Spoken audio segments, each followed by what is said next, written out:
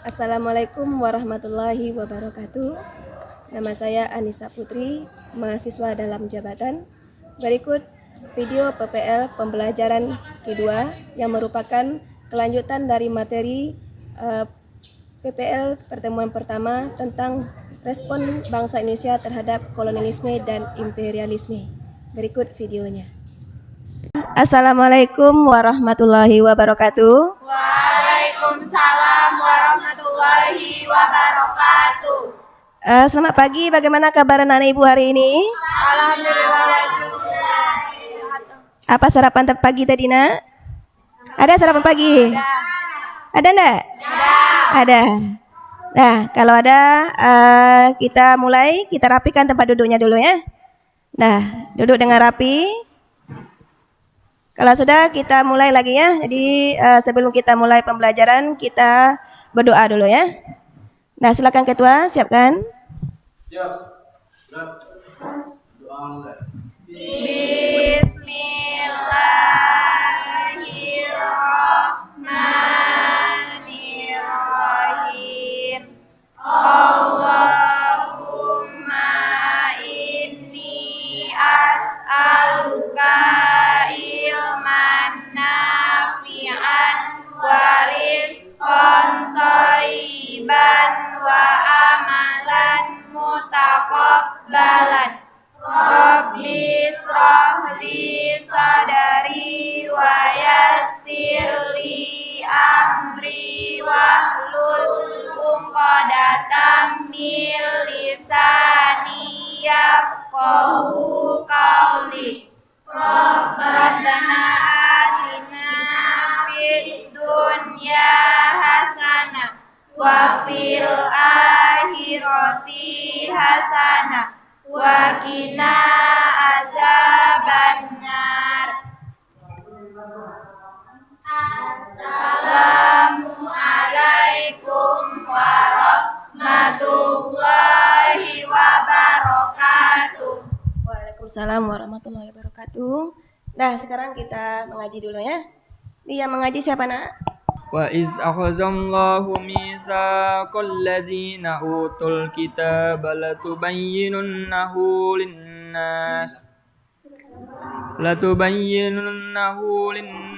وَلَا تَكْتُمُونَهُ فَنَبَذُوهُ وَرَاءَ ظُهُورِهِمْ وَاشْتَرَوْا بِهِ ثَمَنًا قَلِيلًا فَبِئْسَ مَا يَشْتَرُونَ لَآيَاتٍ لِأُولِي الْأَلْبَابِ Sadaqallahul azim. Terjemahan surat Ali Imran dari ayat 187 sampai 190. Berselindung aku kepada Allah dari godaan setan yang terkutuk dengan menyebut nama Allah yang Maha Pengasih lagi Maha Penyayang. Dan ingatlah ketika Allah mengambil janji dari orang-orang yang telah diberi kitab, yaitu hendaklah kamu benar-benar menerangkannya, isi kitab itu kepada manusia.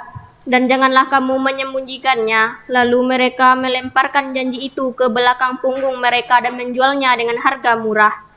Maha benar Allah dengan segala firman-Nya. Sekarang kita ambil absen lagi ya.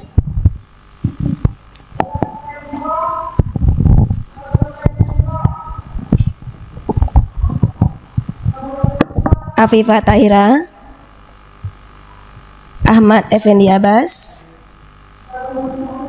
Alfiza Putri, Tiara Pratiwi, Zara Azari. Kita mulai pembelajaran kita ya. Nah, untuk hari ini kita akan melanjutkan pembelajaran kita pertemuan sebelumnya. Oke. Nah, sekarang perhatikan ke depan. Ini adalah pertemuan kita yang memang kita bahas sebelumnya, yaitu melalui metode diskusi. Nah, ini kemarin pembelajaran kita tentang perlawanan bangsa Indonesia terhadap kolonialisme dan imperialisme. Nah, siapa yang bisa mengulang sedikit? Sebelum kita memang melanjutkan ke diskusi, jadi kita review ulang sedikit pelajaran kita kemarin. Siapa yang masih ingat pelajaran kita kemarin? Nah, ada beberapa konsep yang Ibu jelaskan kemarin, masih ingat? Masih? Konsep apa? Yaitu konsep apa, Ci? Kolonialisme dan imperialisme. Kolonialisme dan imperialisme. Nah, siapa yang bisa menyebutkan lagi atau menjelaskan apa itu kolonialisme? Oke? Siapa yang bisa lagi? Mana yang lebih luas cakupannya, kolonialisme atau imperialisme? Imperialisme. Imperialisme atau kolonialisme? Imperialisme. Kolonialisme. Nanti ini imperialisme dan kolonialisme itu mereka bersatu. Nah, mereka bersatu sehingga nanti terbentuklah namanya penjajahan. Nah, adapun tujuan pembelajaran kita kemarin, kita ulang sedikit tujuannya ya. Nah, nanti memang yang fokus terakhir yang akan kita capai nanti di sini ini melalui mode pembelajaran cooperative learning. Nah, adapun tujuan pembelajaran kita nanti di sini melalui mode pembelajaran cooperative learning dengan tipe grup investigasi yang nanti anak-anak Ibu bisa bisa menganalisis. Nanti bisa menganalisis respon bangsa Indonesia terhadap kolonialisme dan imperialisme.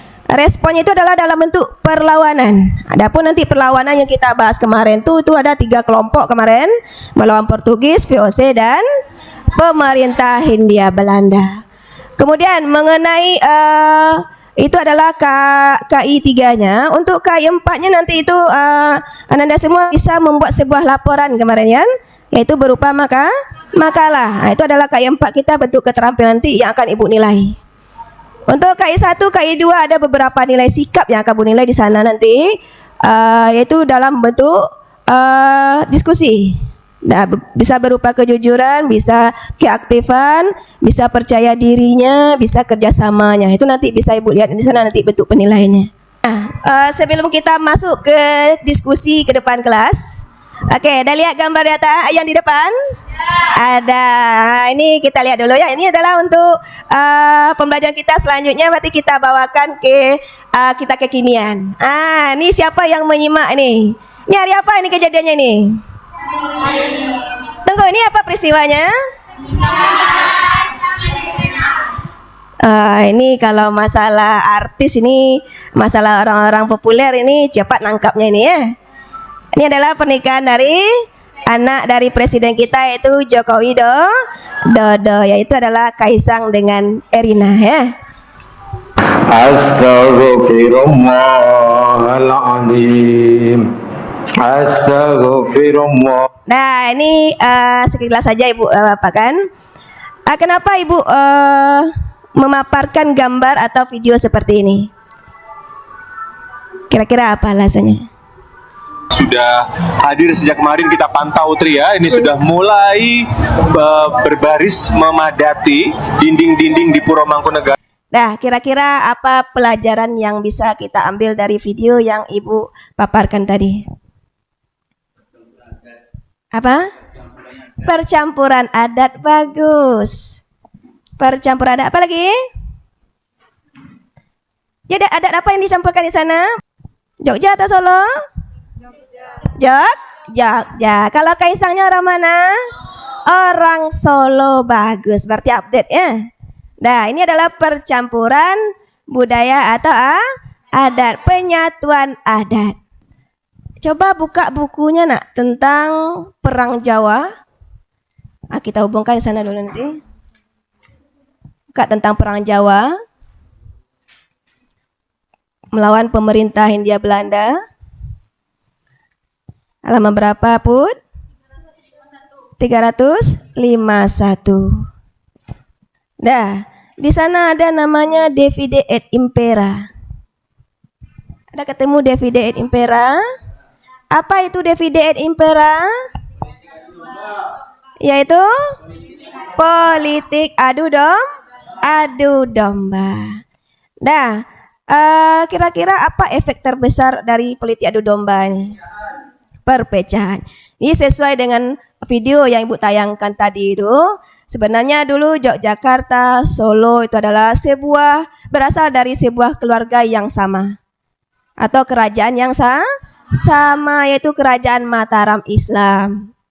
Nah, kemudian masuklah yang namanya Belanda. Di sana mereka memecah belah.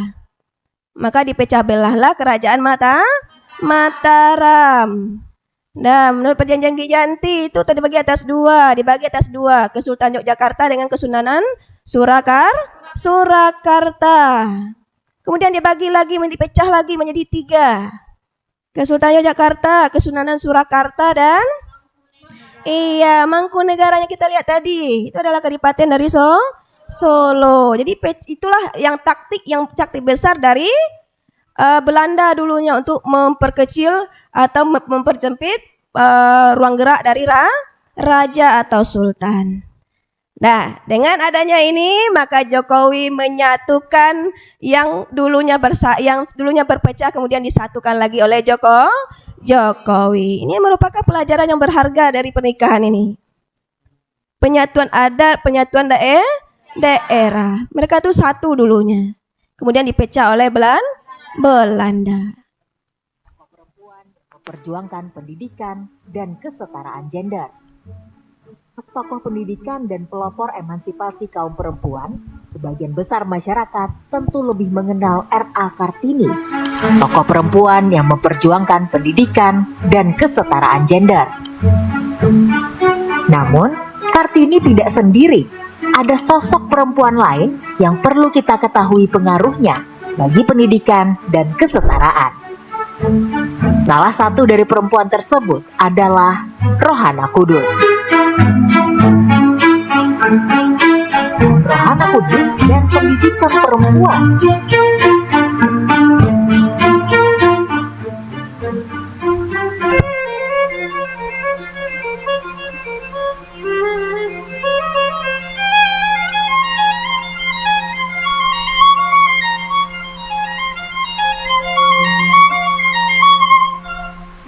Iya, perputaran zaman tidak akan pernah membuat wanita menyamai laki-laki.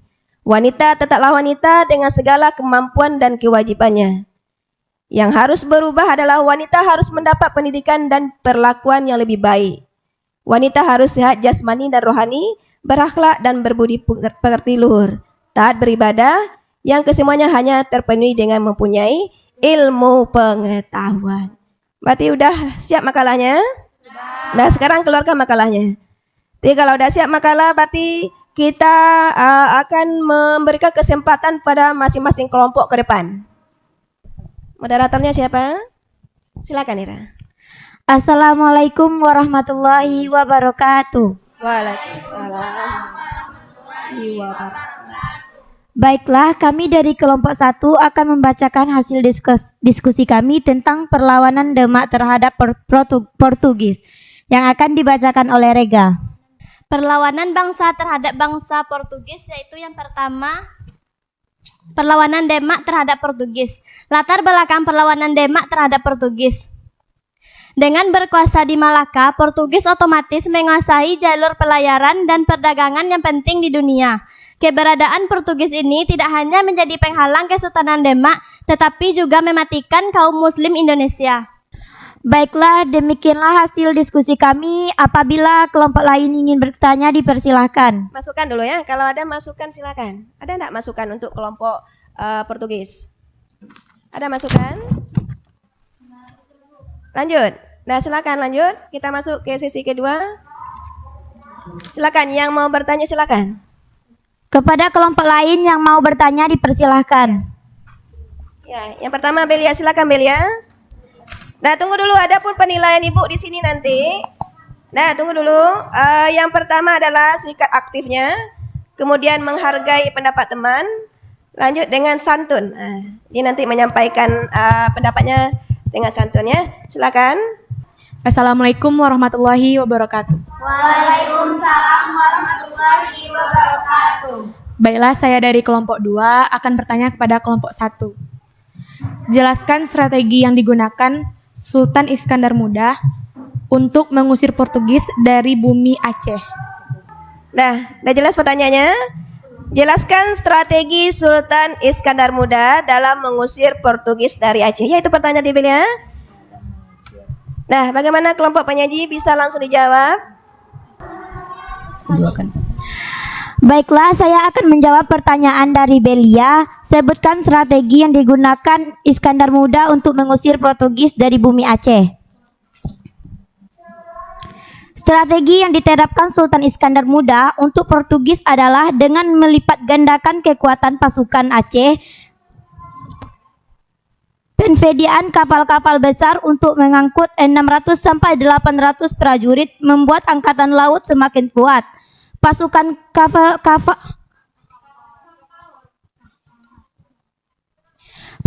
kavaleri menggunakan kuda-kuda yang didatangkan dari Persia dan juga mendatangkan bantuan pasukan dari Aceh berupa pasukan gajah dan juga milisi infanteri. Apakah Belia paham? Mengenai Belia, atau kita kasih kesempatan untuk teman yang lain? Pas jawabannya? Demikianlah hasil diskusi kelompok 1.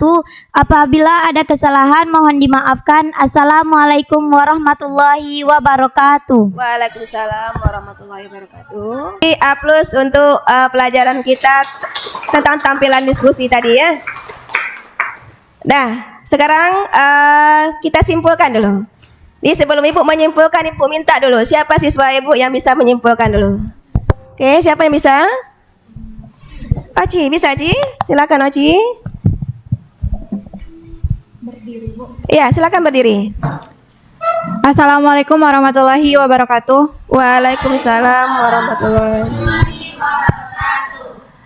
Baiklah, kesimpulan yang dapat kita ambil dari pertemuan pada pembelajaran materi ini adalah perlawanan rakyat yang masih bersifat kedaerahan, perlawanan yang dilakukan secara sporadis dan tidak dalam waktu yang bersamaan, perjuangan yang dipimpin pemimpin yang berkarismatik dan dilakukan dengan kekerasan senjata. Para pejuang yang sangat mudah diadu domba sehingga terjadi perselisihan pemimpin di Indonesia. Nah, bagus, tepuk tangan untuk Oci dulu. Dah, siapa lagi yang mau menambahkan? Masih ada enggak yang mau menambahkan? Silakan, Ken. Oh iya, Raken juga ini. Silakan, Ken. Assalamualaikum warahmatullahi wabarakatuh. Waalaikumsalam warahmatullahi wabarakatuh. Baiklah, saya akan menambahkan kesimpulan dari pelajaran yang kita pelajari. Pada perlawanan di bawah sebelum tahun 1908, para pemuda bertarung dengan menggunakan senjata kekerasan. Iya, menggunakan senjata. Boleh? Iya. Seperti bambu runcing, golok, dan juga pedang. Baiklah, hanya itu yang dapat saya sampaikan. Assalamualaikum warahmatullahi wabarakatuh. Wah. Nah, tepuk tangan untuk Raken dulu. Nah, masih ada enggak tambahan? Nah, ada lagi yang mau menambahkan? Nah, berarti kesimpulan umum dari diskusi kita tadi, dari pembelajaran kita itu adalah setiap pertempuran itu mengalami kegagalan. Iya, kegagalan? Iya. Dia apa tadi yang kegagalan? Iya, itu perlawanan masih bersifat kedaerahan. Kemudian apa lagi? Dilakukan secara sporadis dan tidak waktu yang bersamaan. Iya, waktunya tidak secara bersamaan. Bagaimana dengan strateginya? Tidak terencana. Berbeda dengan para penjajah itu, mereka itu strateginya sudah direncanakan. Dan masih ada lagi? Itu ada satu lagi, itu politik yang memang politik adu dombanya atau divide et impera. Sesuai dengan yang Ibu paparkan di awal tadi, memang itu adalah salah satu yang membuatkan kegagalan dari raja-raja kita melawan penjajah. Oke, itu kesimpulan kita. Sekarang untuk memperdalam materi kita, Ibu kasih beberapa pertanyaan. Silakan, ini penilaian nanti yang tertulisnya ya. Silakan jawab pertanyaan Ibu ini. Keluarkan kertas lembar. Nah, pertanyaan yang pertama.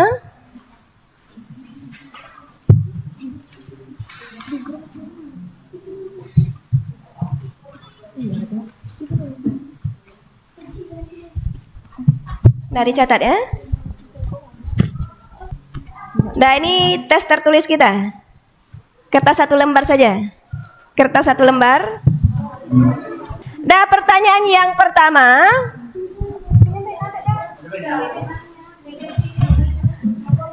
Politik adu domba. Politik adu domba merupakan warisan utama kolonial Belanda. Politik adu domba merupakan warisan utama kolonial Belanda. Koma, apakah hubungan divide et impera dalam kurung politik adu domba dengan tradisi masa kini? Dengan tradisi masa kini. Oke, jelas pertanyaannya? Nanti Ibu menanyakan, ada enggak hubungannya? Ada enggak yang mirip? Itu yang Ibu tanyakan nanti. Nah, silakan dikumpulkan. Nah, siap? Nah, silakan dikumpulkan. 3. Nah, seluruhnya? Nah?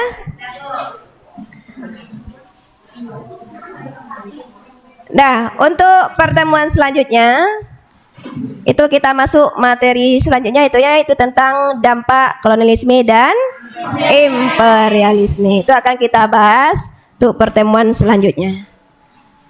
Nah, sekarang silakan Ketua, kita bersyukur dulu ya.